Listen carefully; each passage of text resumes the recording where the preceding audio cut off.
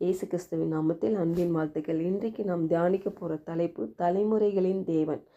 வசனம் யாத்ராகமும் 3:15. மேலும் தேவன் மோசேயை நோக்கி, ஆபிரகாமின் தேவனும் ஈசாக்கின் தேவனும் யாக்கோபின் தேவனுமாய் இருக்கிற உங்கள் பிதாக்களுடைய தேவனாகிய கர்த்தர் என்னை உங்களிடத்துக்கு அனுப்பினார் என்று நீ இஸ்ரவேல் புத்திரருக்கு சொல்வாயாக.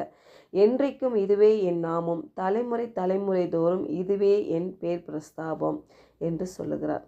பாருங்கள், இந்த வசனத்தில் தேவன் தம்முடைய நாமத்தை முதன்முறையாக மோசேயிடம் வெளிப்படுத்துகிறார். அவர் 14ஆம் வசனத்தில் பார்க்கும் பொழுது அவர் சொல்கிறார், நான் இருக்கிறவராக இருக்கிறேன் என்று இஸ்ரவேல் புத்திரோடு நீ சொல்லுன்றார். ஏன்னா மோசே கேட்குறார், நான் இஸ்ரவேல் புத்திரர்கிட்ட நான் சொல்லணும், உங்கள் நாமம் என்ன என்று கேட்டால் நான் என்ன சொல்கிறதுன்னு. அதற்கு தேவன் பதிலளிக்கிறார். 14-15 வசனங்களில், நான் இருக்கிறவராக இருக்கிறேன் என்று நீ சொல்லு, நான் இருக்கிறேன் என்பவர் என்னை உங்களிடத்தில் அனுப்பினார் என்று இஸ்ரவேல் புத்திரோடு நீ சொல்லு, தலைமுறை தோறும் இதுதான் அவருடைய நாமம் என்று தேவன் இந்த காலவெளியில் உங்களோடு இடைப்படுகிறார். அன்றைக்கு எகிப்து தேசத்தில் இஸ்ரவேல் ஜனங்க அவங்களுடைய அடிமைத்தனத்திலேருந்து ஒரு விடுதலைக்காக தேவன் அவர்களை முன்குறித்து அவர்களை விடுதலை ஆக்க வேண்டும் என்று அவர் நாமத்தை வெளிப்படுத்துகிறார் மோசேயிடம். பாருங்கள், இன்றைக்கு கூட நம்ம அநேக காரியத்தில் ஒருவேளை அடிமைத்தனத்தில் இருக்கிற மாதிரி சூழ்நிலைகள் இருக்குமானால் பாருங்கள், வேலையில் இல்லாட்டி வீடுகளில், பிள்ளைகள் வாழ்வியில், சரீரத்தில் ஏதோ ஒரு காரியம் நம்மளை அலைக்கழிக்கிறது, ஏதோ ஒரு காரியம் நம்மளை வேதனைப்படுத்துகிறது, ஏதோ ஒரு காரியம் தேவன் நம்ம மேலே வைத்திருக்கிற திட்டங்கள், அவர் வழிகள் நிறைவேற்றாமல் தடை பண்ணுகிறது என்று நீங்கள் அறிந்திருப்பீர்களானால், அதுக்காக ஜெபிப்பீர்களானால், இன்றைக்கு தேவன் சொல்லுகிறார், அவருடைய நாமம் தலைமுறை தோறும் இருக்கிற அந்த தேவன், அந்த யெகோவா தேவன் நம்மளோடு இருக்கிறார். நான் இருக்கிற வண்ணமாய் இருக்கிறேன் என்று சொல்லுகிறார். அன்றைக்கு இருந்த அதே தேவன் தான் அந்த இஸ்ரவேல் ஜனங்களை ஒரு விடுதலையாக்க மோசே அனுப்புகிறார். இன்றைக்கு அந்த தேவன், இன்றைக்கு அவருடைய நாமம் இயேசு கிறிஸ்து என்ற அவருடைய நாமமே நம்மளுக்காக கொடுத்து பாருங்கள், நம்ம அந்த நாமத்தை வைத்துக்கொண்டு இதை நம்ம சுதந்திரிக்கிறோம். இருக்கிறவராக இருக்கிறேன் என்ற அதே நாமம் இன்றைக்கும் நம்மளுக்கும் அது செயல்படுகிறதா இருக்குது. பிதாக்களுடைய தேவன் என்று சொல்லுகிறார். அதாவது அவர் கடந்த காலத்தில் மட்டும் இருந்தவர் அல்ல, இப்போதும் நம்மோடு இருக்கிற தேவனாய் இருக்கிறார்.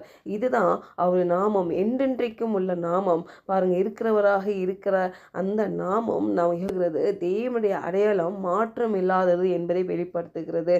அவருடைய அடையாளம் என்றுக்கும் மாறாது. அது தலைமுறையும் அந்த நாமம் செயல்பட்டு தான் இருக்கும். பாருங்கள், அன்றைக்கு இஸ்ரவேல் ஜனங்கள் கூப்பிடும் பொழுது தேவனுடைய கிருபை இஸ்ரவேல் ஜனங்கள் மேல் வந்தது.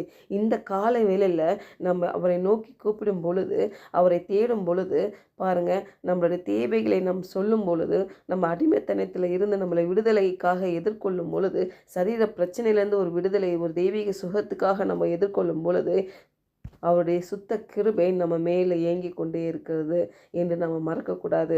கண்டிப்பாக அந்த கிருபை நம்ம எந்த சூழ்நிலையிலும் பாருங்கள், எந்த சூழ்நிலைகள் நம்மளுக்கு மாறினாலும் தேவன் அவருடைய கிருபை மாறுவது இல்லை, அவர் நாமம் மாறுவது இல்லை. தேவன் தலைமுறைகளுக்கே உரியவர் என்று நாம் பார்க்கிறோம். அவர் ஆபிரகாமின் தலைமுறைக்கு மட்டும் தேவனாக இல்லை, நம்முடைய குடும்பத்திற்கும் எதிர்கால சந்ததிக்கும் தேவனாக இருக்கிறார். பாருங்கள், ஏசாயா 60:15 கூட அந்த அதிகாரத்தில் எருசலேமில் கர்த்தருடைய மகிமை குறித்து சொல்லுகிறது. கர்த்தர் சொல்லுகிறார், நீ நெகிழப்பட்டதும் கைவிடப்பட்டதும் ஒருவரும் கடந்து நடவாததுமாய் இருந்தாய், ஆனாலும் உன்னை நித்திய மாட்சிமையாகவும் தலைமுறையாய் இருக்கும் மகிழ்ச்சியாகவும் வைப்பேன் என்று சொல்லுகிறார். பாருங்கள், அந்த தலைமுறையாக பாருங்கள் அவருடைய நாமம் இருக்குது.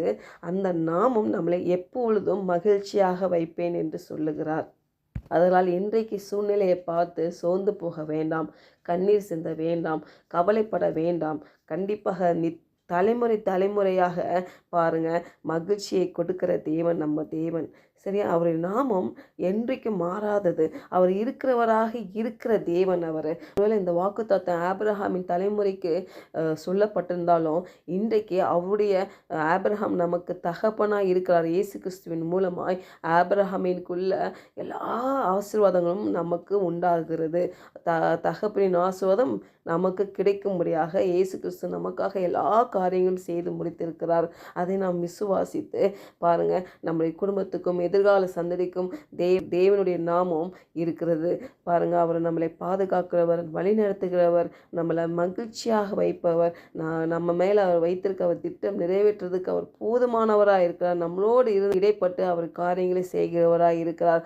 அவர் தலைமுறைகளை கவனிக்கிற தேவனாய் இருக்கிறார், பாதுகாக்கிறவராய் இருக்கிறார். அதனால் பிள்ளைகள் எதிர்காலத்தை குறித்து நம்ம பயப்பட வேண்டாம். அவர் தலைமுறைகளின் தேவனாய் இருக்கிறார். ஹல்லேலூயா. ஜெபிப்போம்.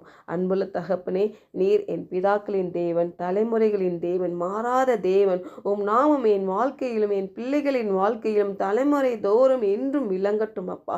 உம் கிருபை நிலைக்கட்டும். உம் நாமம் எங்கள் வாழ்க்கையில் நினைவு சின்னமாக என்றும் விளங்கபடி இயேசுவின் நாமத்தில் ஜெபிக்கிற நல்ல பிதாவே, ஆமென்.